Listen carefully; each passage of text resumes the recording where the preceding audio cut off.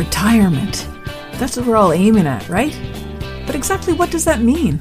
It conjures up visions of endless days of golf, drinks with little umbrellas in them on a tropical beach, feet up reading a book.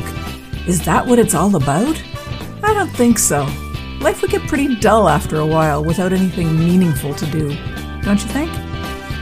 I'm Jacquie Doucette, and I'm on a mission to discover exactly what life is like beyond retirement. Join me while I chat with people who've already done it, who've retired to something rather than from something. Let's find out together exactly what's waiting for us when we say goodbye to that 9 to 5.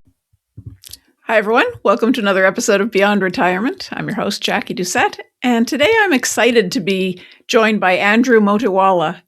He's the founder of The Good Life Abroad, which is a company that offers immersive, community-based travel experiences across Europe for people who are over the age of 55.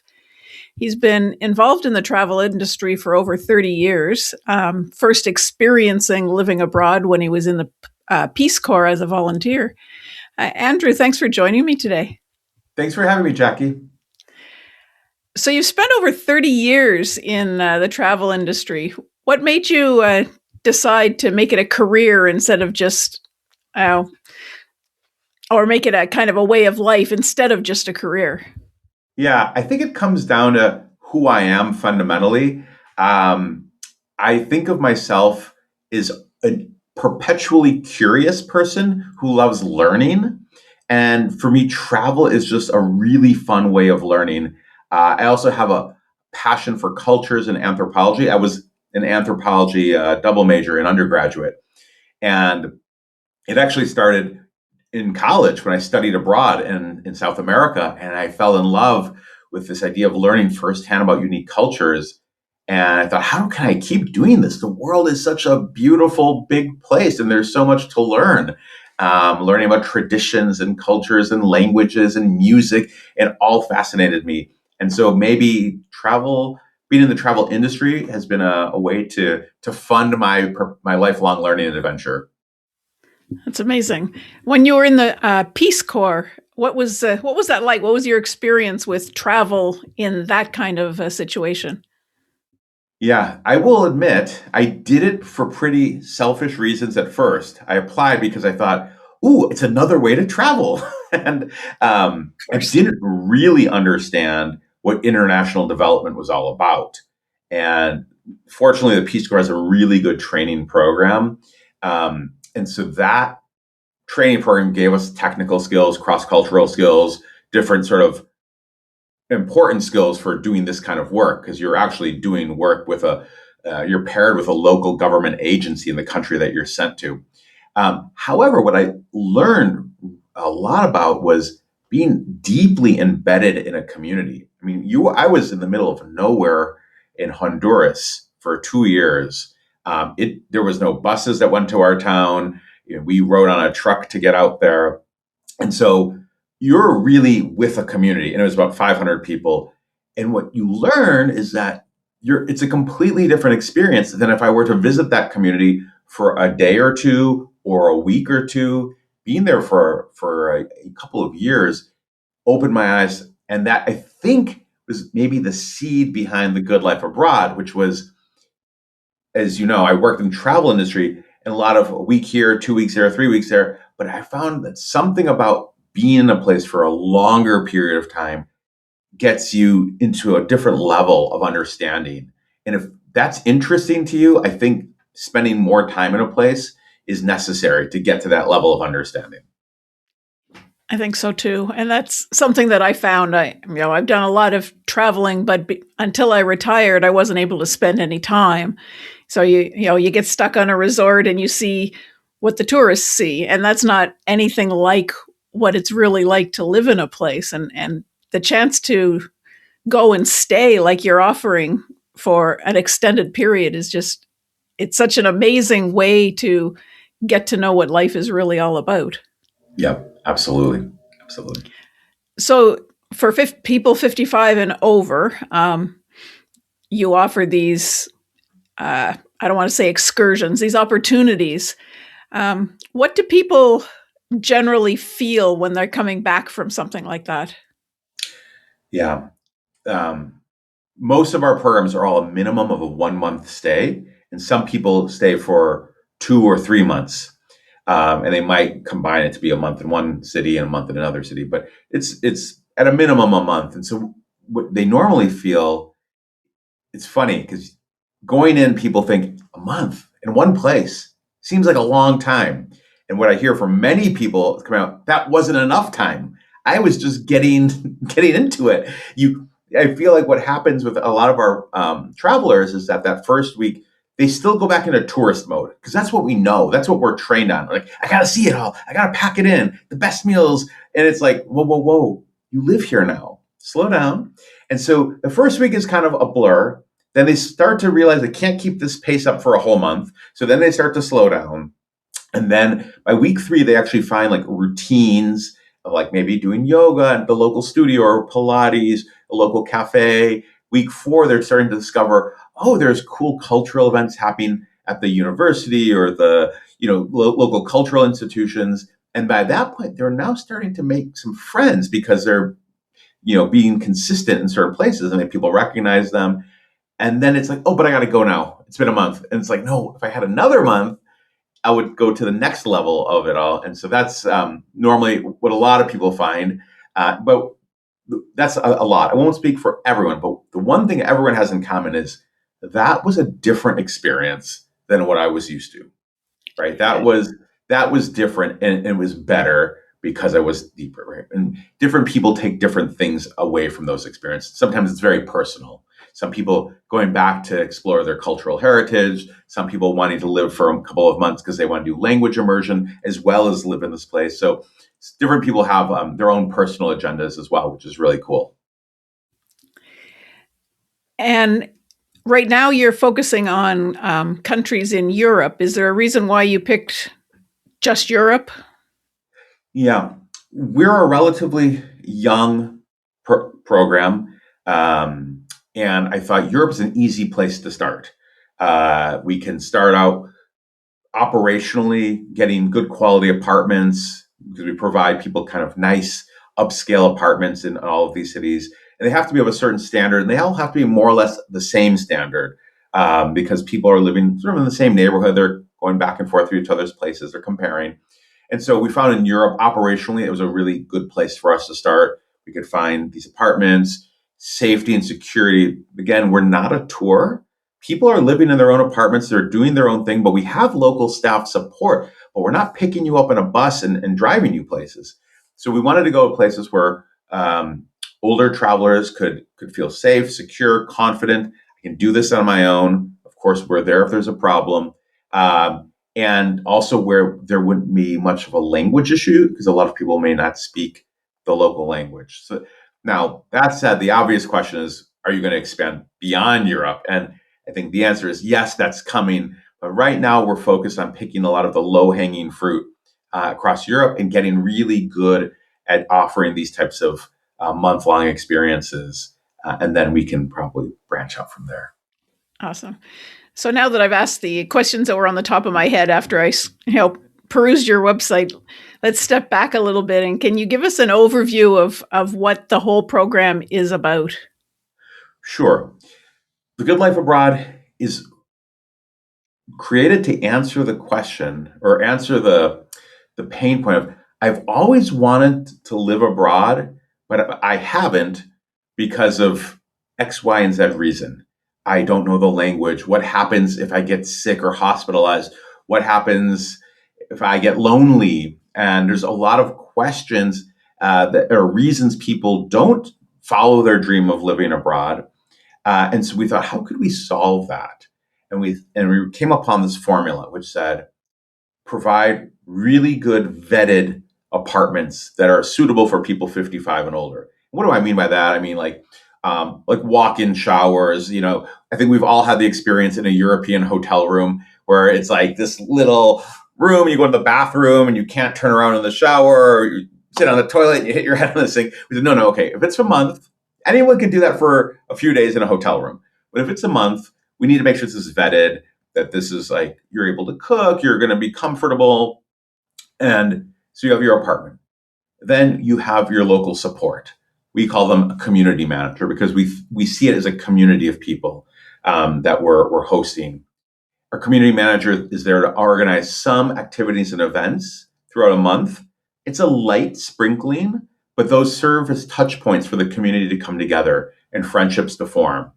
And the community manager is also there to recommend and connect you to local events that you might not know that's going on. Like, oh, there's an interesting trade show on the flowers here in Amsterdam. You can go to the convention center. Like, oh, I didn't know. And that's really kind of interesting. Or there's a lecture going on about the history, or at the university, something interesting happening. So that's really cool to have like a local friend who's there connecting you to things. And then you have your community of other people who either live in the same apartment building with you or in the same exact neighborhood in their own apartments. And that fights the whole thing around loneliness. Because being abroad for a month or two can get kind of old. And even if you're married and you're traveling with your partner, what I often hear is, well, I've been married for 30, 40 years. She's heard all my jokes already. It's kind of nice to go meet some other people. And if you're a solo traveler, it's great too, because you have some other people and you can be as social or you could be as independent as you want. And then, of course, we also provide travel medical insurance. So should anything happen, our community, you have insurance, and our community manager can connect you to English speaking medical care. And so that's sort of an independent experience, but with like a nice social net of friends and a safety net underneath you. So you say it's not really a tour, but it's a scheduled time. People don't come and go whenever they want. It's like for the month of July or something like that, right? So it is cohort based. And so everyone arrives on the same day.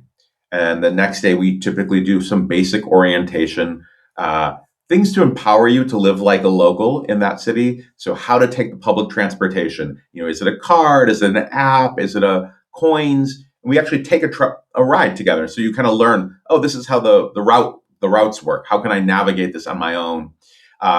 Groceries, housewares, things that local people need to know, safety and security, of course, healthcare.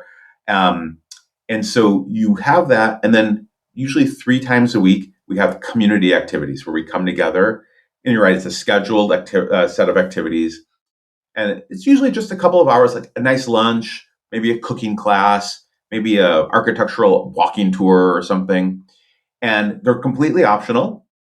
But again, it's a time for people to come together, have fun, get to know each other, share, build that sense of community, really, and then go off on your own. And it's kind of a nice feeling if you've ever been on a tour where it's been a jam-packed day.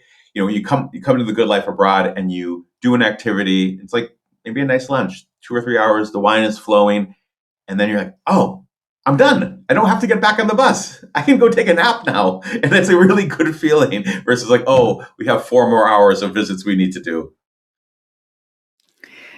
Yeah, I'm remembering a trip that I did recently in Southeast Asia, and that's exactly what it was. You get someplace, and this is really nice. We're relaxing, and it's like, what do you mean we have to get back on the bus and go? Why can't we just stay here? And at my age, I don't know. I like the naps. They're becoming very important. And if I don't get my nap in, it becomes kind of hard to get through the rest of the day. Yep.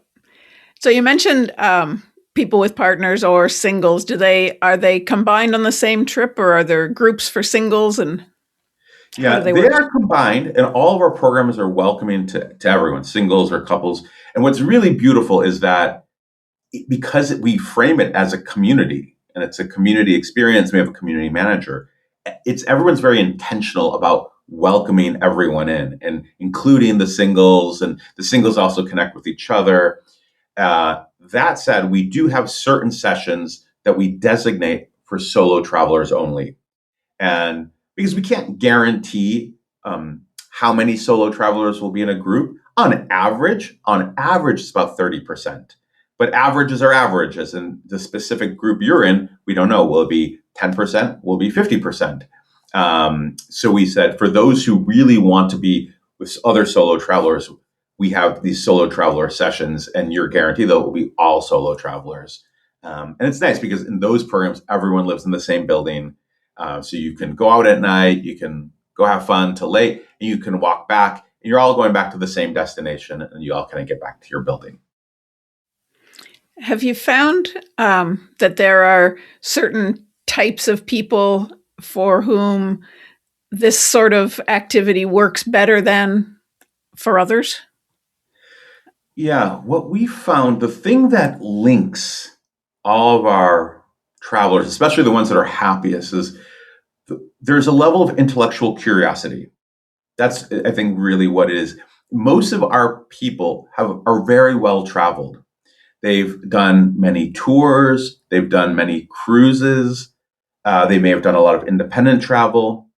And what I often hear, and I love the metaphor one gentleman told me, he said, we visited a lot of these places on a cruise, but we were there for a day or two. That was like a wine tasting. But now that I'm retired and I have time, I want to drink the whole bottle. I want to go back to Lisbon. I want to go back to Sardinia, and I want to spend a whole month. And I love it. It was so intriguing, but I want to go deeper. And it's that desire to go deeper, I think, that makes it a successful program. If you're still in touring mindset, right? I want to just pack in things. This is not going to be so great, because my own mother, frankly, doesn't fully understand why I do what I do. She said, I've been to Barcelona, Andrew. I saw all the main things in 3 days. Why would I want to go spend a month there? I said, well, Mom, it's a completely different experience. And if you want this experience, it's a month. And if you want your experience, that's 3 days. And both are perfectly fine. So you really need to have, and there's one gentleman, as a couple, a man and woman, and I really love the way they approached our program. They were signed up to come to Florence, Italy with us. But before they came, at the local community college, they did a course on Renaissance art. And so part of their month is every day they wanted to go see another piece of art, and that they could process and kind of think about. And it was like the little scavenger hunt. It just took a couple hours. They go to out of the way churches or out of the way museums. All the big touristy stuff they had seen previously. They're big art lovers, but they would go out and they would see and they go, okay, that was Botticelli and that was this. And it made him very happy. And every time we had a community activity, he would get excited and light up about, oh, I saw this interesting art. And you could tell, but he had a purpose behind this, and it didn't get boring for him to be in one place for a month. I wonder if that's something that is important in terms of making it successful for someone, having that kind of a goal, some kind of a goal, rather than just, I want to go live in Spain for a month and see what happens. Yeah, kind of wide open. There's people have these different goals, right? And this couple was about art. There's a lot of people who are actually thinking about leaving, becoming an expatriate, moving abroad, and we are seen as a good first step to kind of test the waters and get to know the neighborhoods, the traffic patterns. Like, oh, before I make this big step of like committing to something, let's go do a test drive for a month. And usually by the end of a month, people feel very comfortable in the city. They've had the support from us. And then maybe they'll do a month on their own, doing a 1 month rental somewhere else and saying, okay, I feel good. And now I can make that big commitment. Or maybe I need to trek out a different city in that country. And so we see a number, maybe I would say a quarter of our travelers are actually sort of, I call them expat curious, and are kind of scouting. It's a scouting trip for them. So how did you pick? Well, you told me a little bit at the start. How do you pick the cities, the places that are on your catalog? Yeah, I think it's probably a combination of three factors.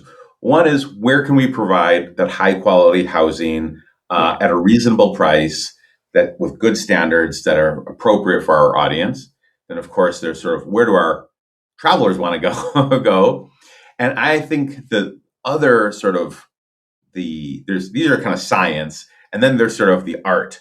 And the art is sort of, where do I feel a lifelong learner would be able to go and explore and peel back the layers of an onion for a whole month and get deeper and deeper and has more and more to offer. Of course, the big cities, the obvious ones, the London, Paris, Rome, these are wonderful cities, and there's so much to do and see.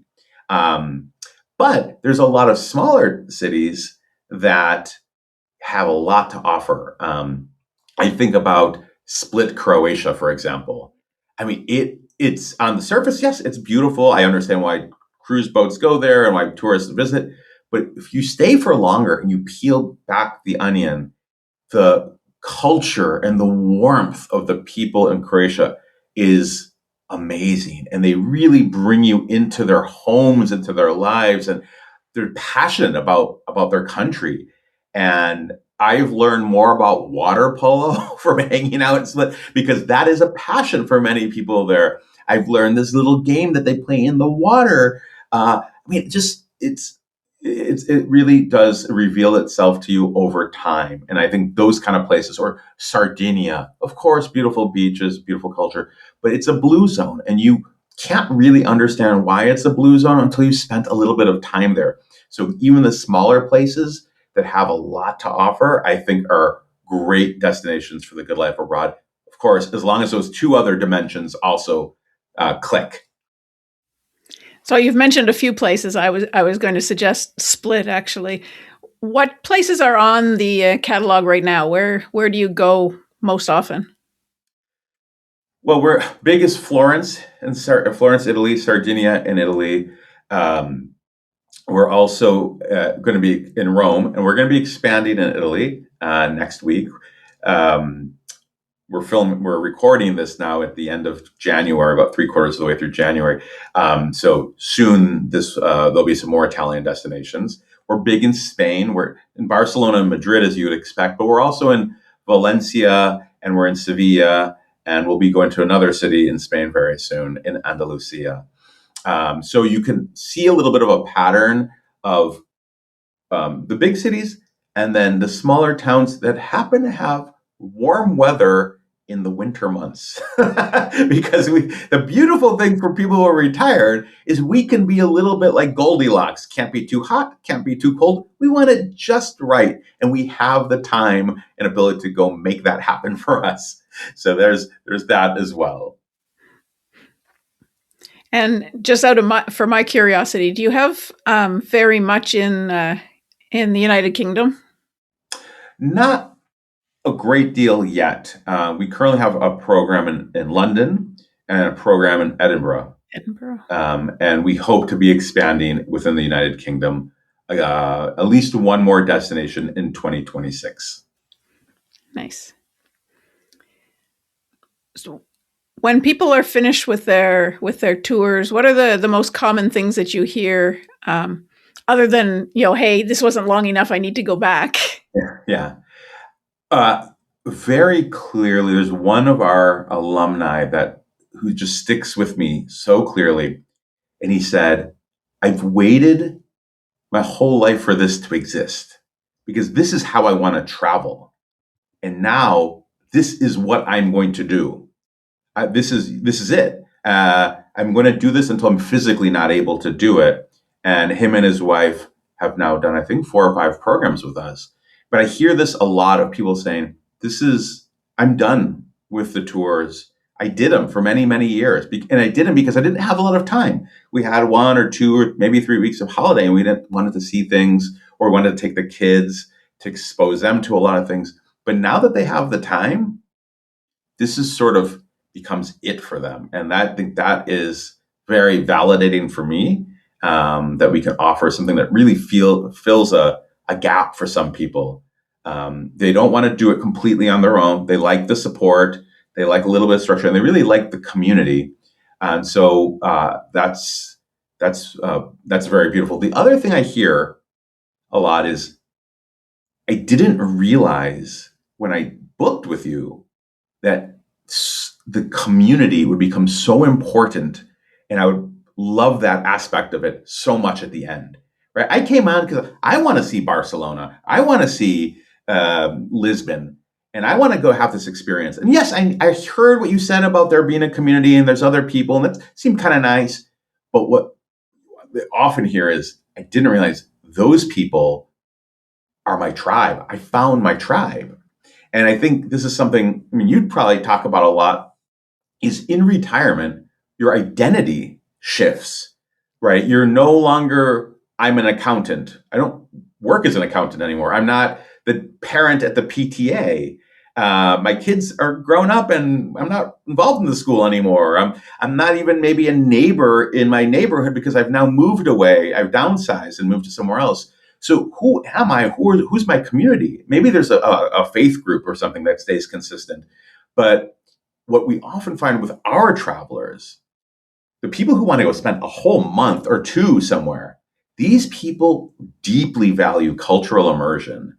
And then you get in this room with all these other folks and you realize we have shared values, and travel is a core value. You discover that travel is a core value in your life, and cultural immersion is a core value, and appreciation of other cultures is a core value. And when you connect with other people around core values, you realize that's my tribe and that's my community.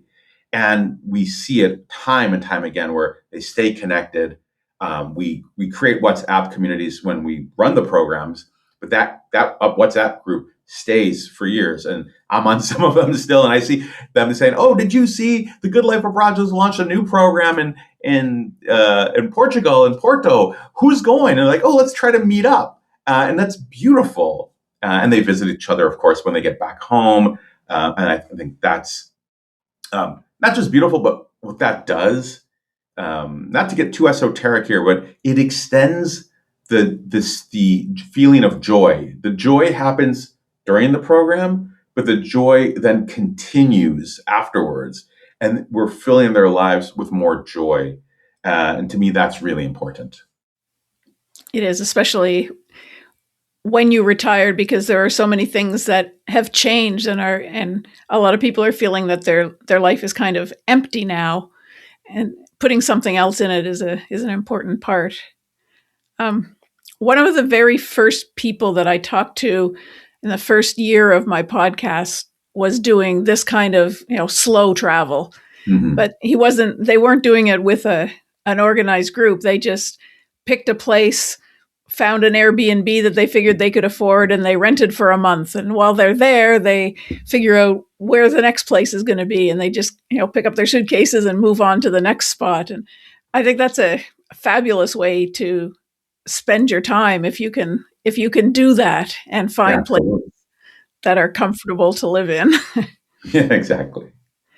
So, I know you can't give exact prices for things because where you're going and the time of year, it all makes a difference. But can you give a ballpark estimate of, what this kind of costs for a month?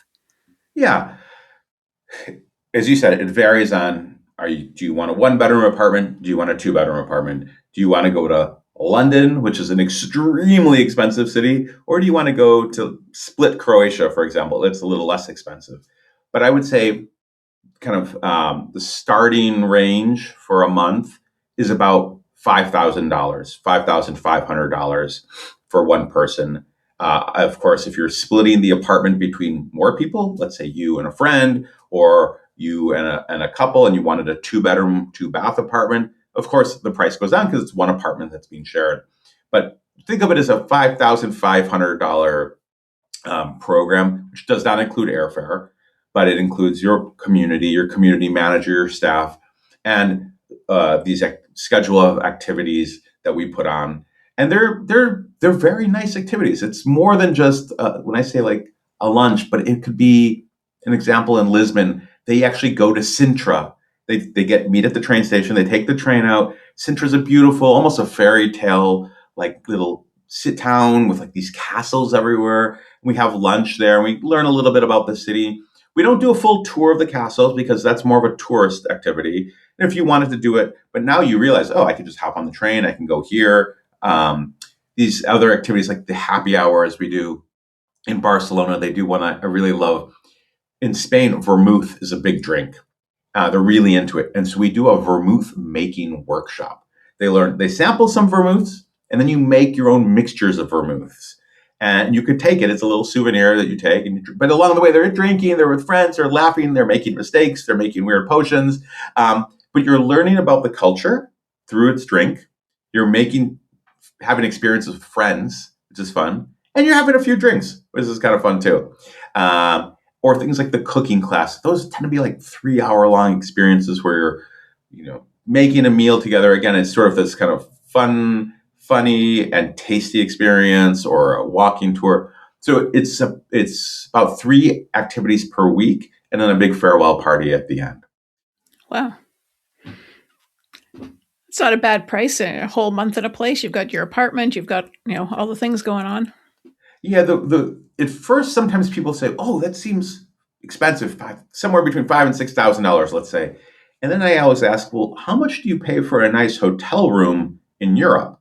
And they say, "Well, I don't know, with the exchange rate especially, maybe $200 a night." I said, "If you just multiply that for 30 nights, that's $6,000, and that's a hotel room." Now we're talking about a 1-bedroom apartment with a living room, kitchen, a bedroom, and your local staff support, and these activities, and the community, and the health insurance. And they're like, "Oh, yeah, I guess that is a good deal," right? Or the people who compare it to like a cruise or a tour. If you did that for even 10 days, often the cruises will kind of get into that range, especially the smaller cruise ships. So I'm not sure what else to ask you to expand on everything. What can you tell us that you haven't said already that people might be interested in hearing? Yeah, I'd like to just kind of go on to another plane for a moment, instead of kind of talking about the program. But one of the things you've heard me say a few times in our conversation is community, community, community. And I want to kind of talk about why philosophically this is so important to us, and specifically for the 55 plus community. Many people have read books around happiness, and one of the things that comes out in all those books is relationships, right? Community, connection with other humans is it. And so that's a central point to us. But there's this other concept that has influenced us, and it's because of a book that I read, and now everyone in our company has read this book, and it's called Joy Span. It's by Dr. Carrie Burnite. And it's this whole concept that we talk often about lifespan, which is really about longevity, just how long do you live physically, but not about joy span, which is the number of years of purpose and happiness and joy and connection you have. And this actually, she's a doctor, so it's a lot of scientific studies that show that you can actually increase your joy span, and that does correlate positively with increasing your lifespan. And the idea that joy span and building joy into your life is a choice. There are practices you can do, right, to build joy in one's life. And she has this framework, and I won't go into it in great depth, but it's basically this idea around growing through learning new things, connecting with other people in the sense of community, adapting to change without breaking, and then living with joy and purpose and all of this. And so when I read this book, it just resonated with me immediately. It was like, okay, wait a second. Grow, learn, going to a new place, being in another culture. I mean, everything is new. You're learning constantly. You're learning how to buy a carton of milk at the grocery store because it's different. And then connecting, this idea of community. I knew community was part of what we did, but now it's very intentional. And you're making these friends, and then adapting. This one is really interesting for me because this goes throughout my entire career in travel, which travel, if you do it right, in my opinion, this might be a little controversial, should push you a little out of your comfort zone, right? You should be exposed to things that are new and different, and maybe push you a little bit and force you to adapt, not break, but adapt. Now, some people would say, no. Like, I always want to be comfortable. And I say, go to the Four Seasons, and you're right. You'll never be uncomfortable. You'll be very comfortable, very pampered. But in my opinion, and I would argue, I don't know how much you're really growing as a result. You're having a nice time, and there's nothing wrong with that. But the kind of travel I like, and the kind of travel I've been involved in my whole career, and like the Good Life Abroad, is about adapting, learning, and being a little uncomfortable. I'm now in a European apartment. I don't speak the language. I don't know the public transportation. There's people walking around at night, and there's garbage trucks coming. Back home, I live in a community out in the suburbs with a gate around it, and it's very quiet. So it is this adaptation process.